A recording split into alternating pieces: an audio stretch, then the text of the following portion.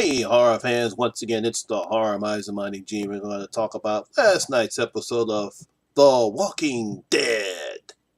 Now, last night's episode, we get some fractured stories, not fractured stories, looks like three separate mini stories in as all-out war continues, as we see Rick heading over to Jadis and the scavengers or savages, I forget what they're called.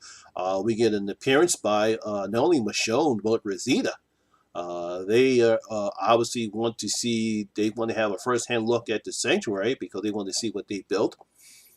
We get to see Maggie and Jesus along with Gregory as they try to decide what to do with the prisoners that they've caught from one of the Savior outposts. And of course, we have Carol and Ezekiel as Carol tries to get Ezekiel out of his depression. So we have like three mini stories going along as all-out war continues.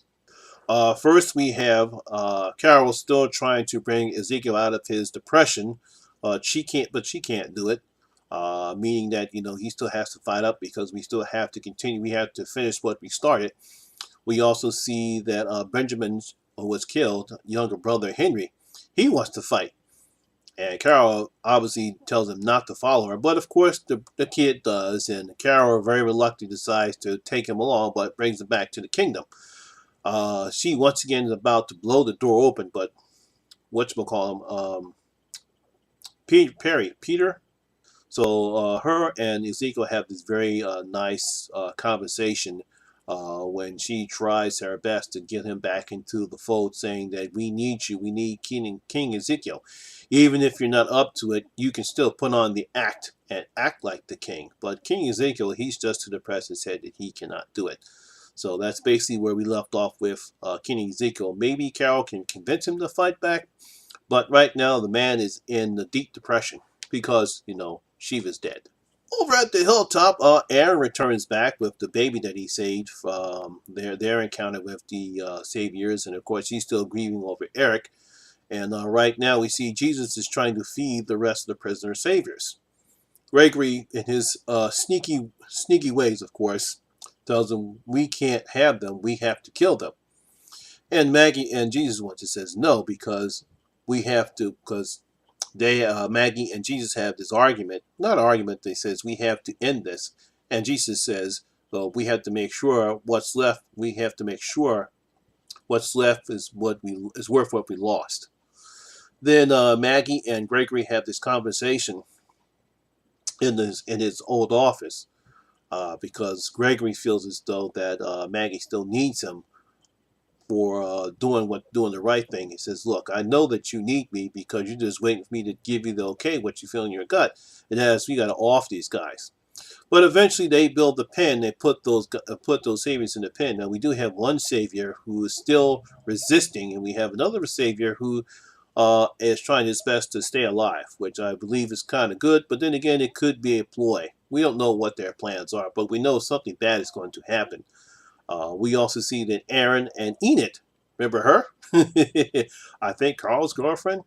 We haven't seen her in a while. They decided to take off and get some food because Aaron said that we might be a while because he also believes that he wants to end this now.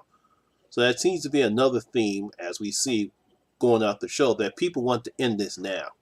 Then of course we have Rick on with the Rick is there. He still is trying to convince Jadis and her scavengers or savages. I think they're called scavengers. If you know what their real name is, comment down in the comments and let me know. He's trying to convince her that, hey, look, the saviors are done. Thinking he's trapped with the walkers. They can't get out. All their supplies are cut off. We destroyed two of the outposts. And you can either join us or die. They go on ahead and they refuse to do the deal and lock him up in the one of those containers, butt naked, by the way. Strip him of his clothes, and at the end of the show, we see that he is butt naked in one of those containers. Obviously, he knew that was going to happen, but I'm assuming that was part of the plan, whatever plan that he had. And like I said earlier, we see not only do we see Michonne, but we have a Rosita sighting as well. As these two characters, we have not seen them since the season premiere. I'm pretty sure almost everyone's forgotten about Rosita. Obviously, these two now decided to come into the forefront. And for some reason, they want to see the sanctuary. They want to have some type of understanding that the saviors are not winning, that we're almost going to win the war and we need to end it. So they decide to head out to some area. All of a sudden, they hear this music come from somewhere, and then they find out that there are two saviors out there with a boatload of speakers. Basically, what they're trying to do is get back to the sanctuary and drive the walkers out so they can free Negan and his lieutenants. Luckily, they unfortunately they don't catch them by surprise, but Rosita blows one savior with a bazooka, which was very fast, was very funny. And before the other savior can escape with the speakers, that truck gets smashed by Daryl and Tara. They also were looking to find the end to this as well, and they kill the other savior. So we have the four of them trying to figure out, what are you doing out here? What are you doing out here? Well, we wanted to make sure this is ended. And so they drive to the sanctuary and they see where all the zombies, all the walkers are at. There's no way of escaping. But instead of leaving, they decide to say, hey, let's end this. And because both Tara and Daryl want to kill Dwight. Obviously, Dwight, because if you remember back, I believe, way back in season 6, yeah, she killed her girlfriend. And of course, because what Dwight did to Daryl during season 7. And let's not forget our buddy Carl. He meets the guy that they first met in the season premiere. His name is Sadiq, and they have their own little adventure. Obviously, he gives him the typical Alexandria questions: How many people have you killed? How many zombies have you? How many walkers have you killed? How many people have you killed? But before he can answer the questions, he answers the question saying 237, and he only killed one human only because the walker bit him, and he decided to put him out of his misery. They have their little walker. They take some walkers out. Uh, and he decides to bring Sadiq back to Alexandria. Now, of course, in my opinion, that's a very bad idea because we don't know who this guy is. And for all we know, he could be a savior. He could be for somebody else. Hey, it could be the wolves, for all we know. But he didn't have a W on his forehead, so obviously we'll probably see more of Sadiq soon. So, as I stated before, it seemed like all these people, Aaron and Enid, Daryl, Tara, Rosita, and Michonne, are all trying the best to let's just end this war now instead of just sticking to the plan. Now, I'm not going to say what happens in the comic books because I do know what happens in the comics during All Out War, so I'm not going to spoil that little bit. But I don't know what they have in store for the TV show, being that there's only 2 more episodes left before they head off to the mid-season finale before they returns back in February.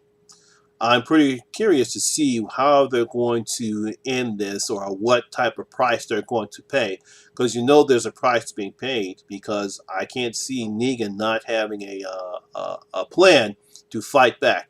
And I'm pretty sure it's going to be somewhat devastating. It could be a death. One of the main characters could be someone gets very injured. Or maybe they do another fake out death like they did with Glenn. Who knows? So, my horror fans, tell me, what did you think about last night's episode of The Walking Dead? Did you really enjoy it?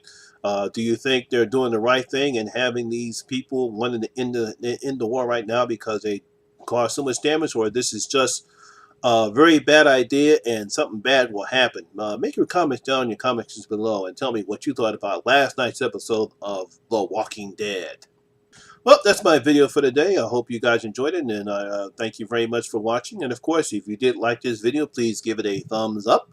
And this is your first time here, please hit that subscribe button and ring that notification bell. That way you can become part of the horror experience with me, the Horror Mazamani G. Just a little channel update. Probably next week I will probably start doing, because it's the holidays. Thanksgiving is over.